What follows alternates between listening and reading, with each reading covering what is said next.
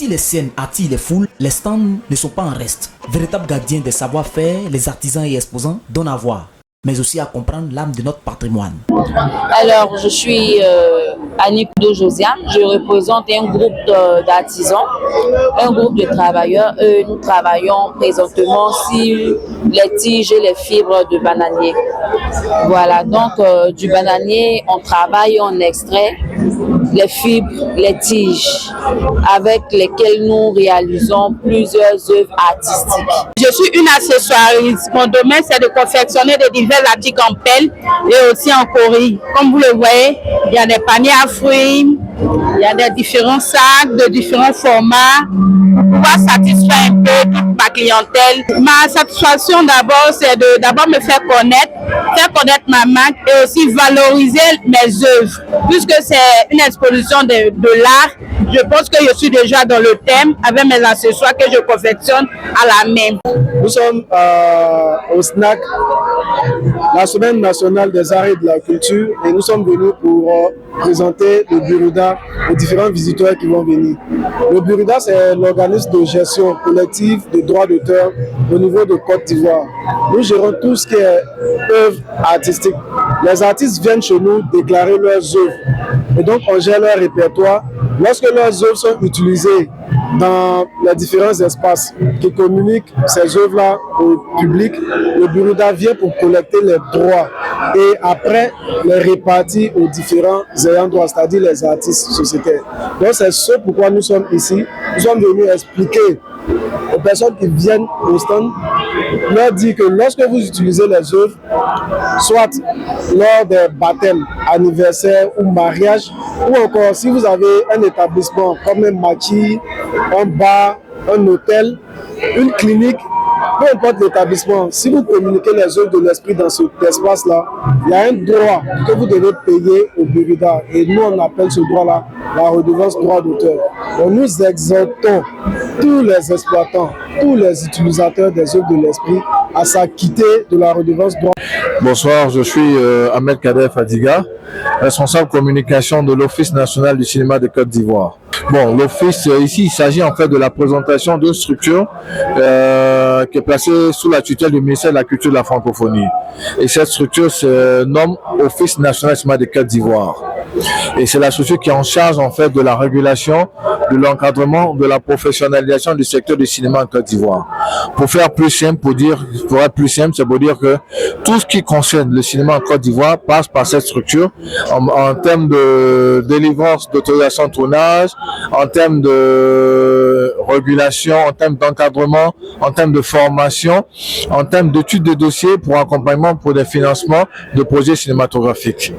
Donc, à l'instar du Maroc, de l'Afrique du Sud, aujourd'hui, la Côte d'Ivoire peut accueillir des blockbusters, voilà, pour des tournages. Cette édition a également été marquée par des distinctions honorifiques. Plusieurs personnalités ont été élevées au grade de commandeur dans l'ordre du mérite culturel. Tous les grands événements de bonheur sont fêtés avec la musique. Les mariages, les baptêmes, ok, même les funérailles. La musique est sacrée. La musique est un don de Dieu pour amuser le peuple de Dieu, pour les aider à célébrer leurs efforts dans leur travail. Et nous, les musiciens, nous sommes comme des missionnaires, ok? Nous sommes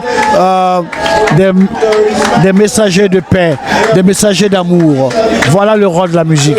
La musique est un médicament, c'est pas une arme. Moi, je pense que la musique a toujours été au devant de toute société qui veut évoluer et que pour la paix, ça fait des années qu'on écrit des chansons, il suffit juste de les écouter pour comprendre. Mais c'est parce que, bon, moi par exemple, comme j'utilise une langue que tout le monde ne comprend pas, donc c'est difficile, sinon ça fait des années qu'on prêche la paix dans le pays. Comment avez-vous ressenti le fait d'être décoré aujourd'hui à la Semaine nationale des arts et de la culture? Écoute, c'est un sentiment de joie tout simplement, c'est un aboutissement de reconnaître un travail que tu fais depuis pas mal d'années au milieu de tes frères et qui aiment mais qui te disent jamais. Et un jour ils t'appellent pour te décorer pour une quelconque raison, c'est pas mauvais, je trouve que c'est bien. J'ai dit gloire à Dieu. Et j'ai dit merci au gouvernement ivoirien d'avoir pensé à honorer ma modeste personne. Que Dieu le leur rende au centuple. Selon vous, quelle est l'importance d'un tel événement pour la culture ivoirienne? Moi, je pense que ces événements-là doivent permettre aux artistes de se mettre au travail afin que nous puissions faire rayonner toujours la lumière sur notre pays à travers le monde. Ça encourage les artistes, ça prouve que nos nuits blanches au studio, ok, sont récompensées, ok. Voilà, ce que nous faisons n'a pas de prix et ce qu'ils viennent de faire aussi n'a pas de prix, ok. Nous leur disons merci. Que souhaitez-vous que les gens qui écoutent votre musique ressentent ou retirent comme leçon à travers vos musiques? Je voudrais, par rapport à mes chansons, je voudrais que les gens retiennent que ce sont des choses qui ont été dites pour l'évolution de l'homme.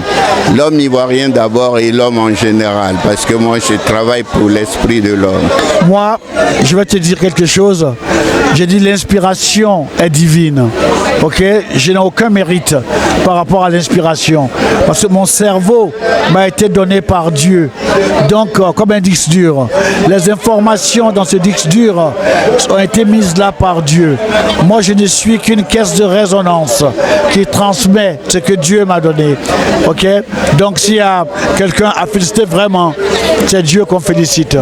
Et merci à Dieu d'avoir fait de moi l'instrument pour propager son message. Certains artistes ont reçu des cartes d'invitation spéciales pour prendre part à cette grande fête culturelle. Vous savez très bien que quiconque a des soucis, quiconque est troublé, quiconque est stressé, ne pense qu'à la musique tout de suite pour déstresser pour beaucoup, pour s'attendrir, pour se poser un peu. Donc le rôle de la musique pour la paix est très crucial et c'est ce qui est souhaité. Et je bénis Dieu de faire partie de ceux-là qui pratiquent cet art, cet noble art qui permet aujourd'hui aux gens de s'approcher, de s'asseoir les uns à côté des autres, d'échanger, de danser, chanter ensemble.